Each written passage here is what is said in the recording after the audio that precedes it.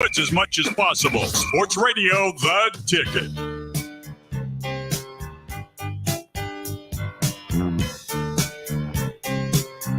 A little Warren Zevon. Am I coming in okay, JP? I don't have my headphones on because I'm wearing the most beautiful looking football helmet in existence, the Idaho Vandal helmet. Welcome back to Idaho Sports Talk. Prater, I don't know how you fit your head in that Boise State football helmet, but well done. Nicely done. I like it. I look good in it, right? I wish you could see the other side, though. Yeah, 95.3. This is a gift straight from the Boise State Equipment Office. Yep, Dale Holstein made us that helmet. What a stud he is. And JP, is that the first time you've worn a football helmet in your life? No. Okay. No, I played football for a couple of years. Okay, I didn't know. I'm sorry. No, I wasn't trying to disrespect you. No, I think you were. I think you were trying. JP is wearing a Yotes helmet right now. You can watch this segment on our YouTube channel, social media stuff. We're going to have some fun. Had to feel bad for Idaho State. They got left out. They're the pumpkin on the front porch right now. Yep, Idaho State didn't make the cut. JP, Yotes, me, Vandals, Prater, Boise State. Okay, JP, I want a special edition Halloween etiquette, fair or foul. Are you guys ready? Let's do it. Okay. Prater, I'm starting with you. Let's go. Shutting down your house tonight because you're a mega fan of the Rangers or Diamondbacks and want to just watch the World Series. Is that fair or foul to do on this one special Halloween occasion? As they like to say on television commercials, that's the easiest decision in the history of decisions. Are you kidding me? The World Series and you're a mega fan of one of those two teams? Put a police barricade around your house, turn off all the lights, hide in your basement, do whatever it is.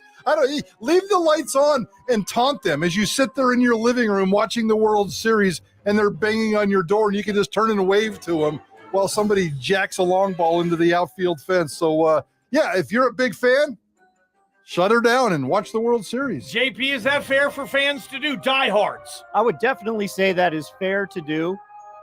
I mean, you could also, put a big old bag of, or big old, pot of candy out there and just say, take one. And then if it's gone and, because somebody took it all. Yeah. You could still, take care of the kids coming around trick-or-treating. But absolutely, if you're a mega fan and this is the World Series, damn right you have the right to not answer the door. Okay, JP. Trick-or-treaters showing up twice to the same house. Is that fair or foul for those kids to do? Same house twice, if they got the good candy. Well, I'm going to say that's fair because we've all done it. I can't be a hypocrite and say, no, you can't do that because back in the day, if somebody's giving out the full-size candy bars, and you're like, you know what? I'm going back. You always go back. Absolutely. So you always go back for the full-size candy bars, Prater. Just don't get caught, but yeah, it's fair. It is fair. I do ask in return for the second giant large candy bar that you're about to get. I do ask for a little creativity in return. Maybe come back with a different costume. Maybe have two of them ready and just blanket the entire neighborhood twice and see what you can do. You can go out as a baseball umpire the first hour and then come back as a witch the second hour. Show me a little creativity, and otherwise that's completely fair. All right, Prater, what about this one? Not giving a kid candy because the kid shows absolutely zero attempt at putting any form of a costume together. Just you being that guy. Is it fair or foul to say, you know what, kid? Go put something on and come back. You've done nothing.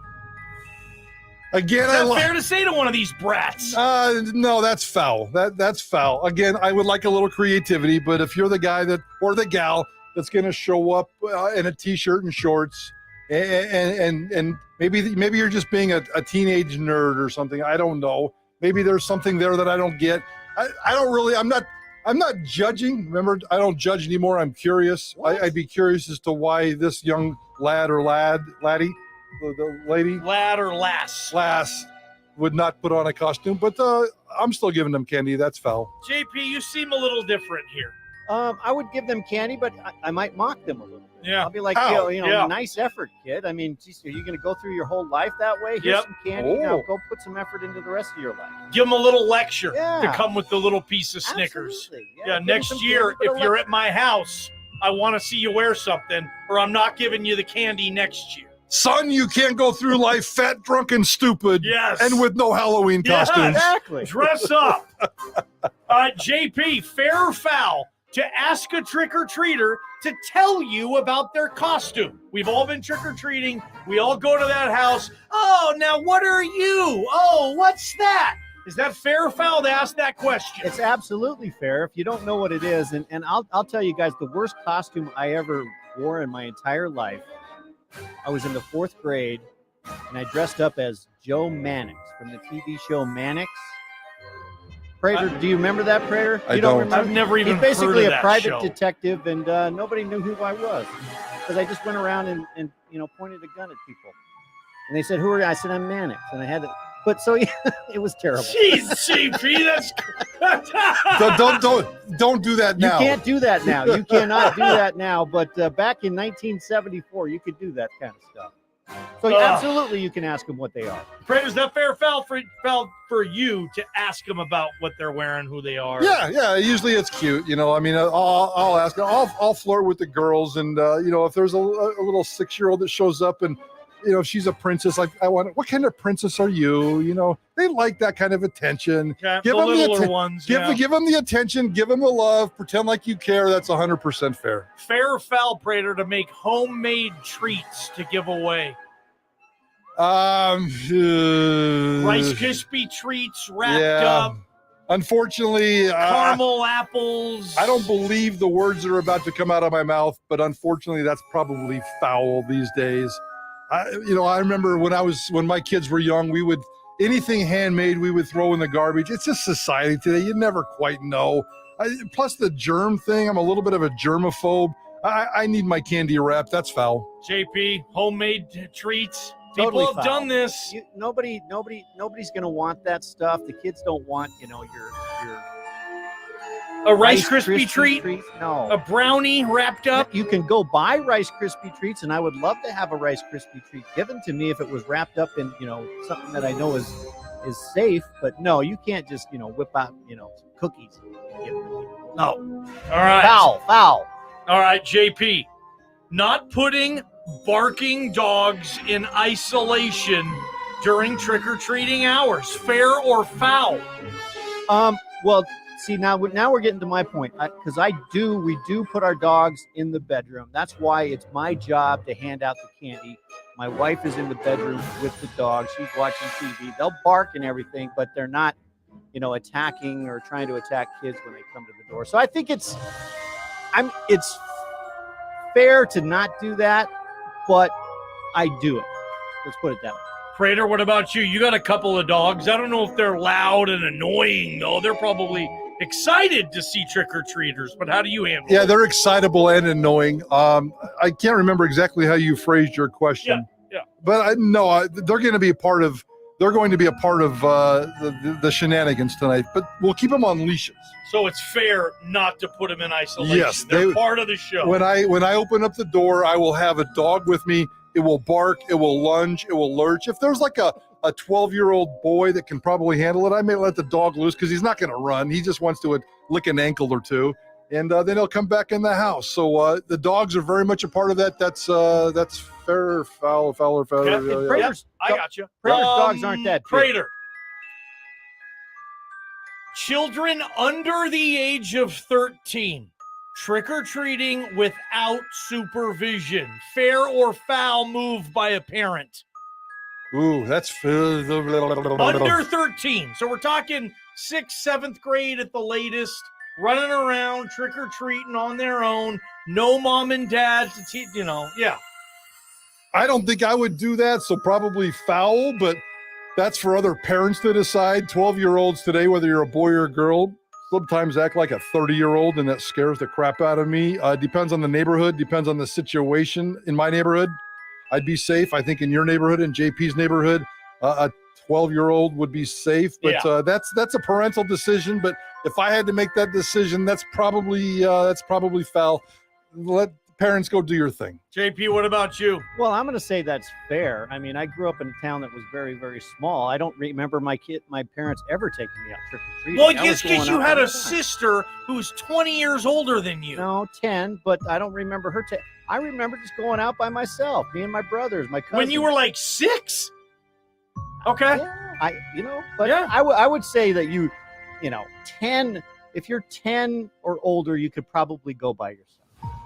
I was probably 11 or 12 when my mom finally said, okay, as long as you're going with your buddies, you guys go. And then it was on. We're running to houses. Absolutely. We're taking the pot. Oh, just take one. Oh, bull crap. We're splitting the whole thing. I mean, we were vandalizers, man. Yes, you in were. The neighborhood. All right, Prater. Knocking on a house with no lights on or Halloween decor, if you're a trick-or-treater. Fair or foul to knock on a door that doesn't look like they're celebrating it? This will expose my character. I'm going to go that's fair. You know why? Because I like a little innocent shenanigans on Halloween night. Don't be launching eggs at my window. If you want to TP my bushes, that's probably okay. If you want to ring the doorbell and dash or whatever you want to do, that's probably, I expect, because I did it, you did it, whether you admit it or not, JP, you did it, whether you admit it or not. There's nothing wrong with a little boyhood, Halloween, childish, innocent shenanigans, and ringing the doorbell and being a dork certainly falls into that. That's 100% fair. I would say that is definitely foul. There's a reason people have their lights off. You might not want to go up to somebody might have to have their lights off because of a past discretion that they have, Okay. I don't want to get into it, but and if I turn off my lights at 8:30 because I'm out of candy, I don't want anybody coming up and knocking on my door, and I have to tell them I have to get up, I have to turn the World Series off for that MAC game I'm going to watch tonight. Yeah. And I have to tell them I don't have any more candy. I'm sorry. Why do you have to answer the door? If you've turned the lights out and you're back in the corner office watching the World Series, just ignore the damn the door. That's what you would do, Prater? Yes. You would ignore it? Yes. Well, I do that now. I never answer my doorbell. You don't? Never. You just let them go home? What if you know the person who's ringing your doorbell? Then they better have called me and told me they were coming over. Okay. All right. And finally, one more. JP. Yes. Tomorrow is November 1st. Christmas music becomes acceptable tomorrow. Fair or foul? Oh, totally foul. Christmas music I don't want to hear Christmas. I'm a bah humbug kind of guy. I don't want to hear Christmas music until Christmas Eve myself. But until Christmas Eve? I would say, yes, it's years of radio has kind of turned me off to Christmas music. But I would say the week of Thanksgiving. Then you can fire up some Christmas music. Not November. Prater, what about you? November 1st, Christmas music is officially acceptable tomorrow. Fair or foul? Well, society says that's fair because I've already seen Christmas displays in stores. Yep. My values are a little bit different than that, believe it or not. I'm going to go foul on November 1st. I'm with JP. Well, no, I'm not with JP. JP kind of compromised himself. I do like Christmas, but probably the Monday after Thanksgiving weekend is where I kind of start looking at that. I'm not going to sit here and tell you I like Christmas music, but I appreciate Christmas music, and if it's playing in the background starting on the Monday after Thanksgiving, it doesn't bother me. That's fair. Yeah, I think Prater's right on with this. You guys text us, let us know, because the Monday after Thanksgiving, you've put Thanksgiving away. It's now Christmas season for me. And JP don't play a Christmas song until the night before Christmas. And it gets That's even the dumbest thing I've heard JP ever say. And it gets even worse than that. He takes down his tree the Saturday after Christmas, even if it's been up for like New Year's? Even if it's been there for like 4 days, he doesn't leave it up for New Year's. So no, here's the way it goes up the weekend of Thanksgiving. It comes down the first Saturday after Christmas. Yeah, so that's after. It's a tradition, that's before Prater. New Year's, JP. You don't have your Christmas tree up on New Year's Eve. No, it's probably this close to bursting into flames by then. Because you ignored it. Yeah, you can get a Christmas tree the first week of December and keep it for the entire month. We have a fake tree. We build it every year. One of those things. I like the live stuff. Yeah, and mine don't die, JP. Don't forget to water your Christmas tree. It's a tradition, Prater. Fair or foul Halloween edition of Prater and the Ball Game. Text us your thoughts, 208-424-9300. Bush Hamden, Boise State offensive coordinator, talks about the preparation quarterback Maddox Madsen is putting in to his line of work this season. Don't miss this clip. We're Prater on the Ball Game, Idaho Sports Talk, KTIK, The Ticket. This is Idaho Sports Talk with Prater and the Ball Game on 95.3 FM, 1350 AM, and